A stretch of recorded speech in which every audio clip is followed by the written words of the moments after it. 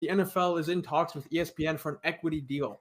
So them owning some, sports media is extremely interesting. And obviously ESPN would still cover other sports, and they would still have other sources of revenue. But the NFL actually owning a part of the sports media world and having a say in what gets published, and that'll be interesting, right? Like if you just think back to like what's the concussion conversation going to look like? What's the suspension conversation going to look like around different things? If the primary source of information for a lot of people is ESPN, which is owned by the NFL. So they're in talks. It's early stages. They are progressing, but it's early stages.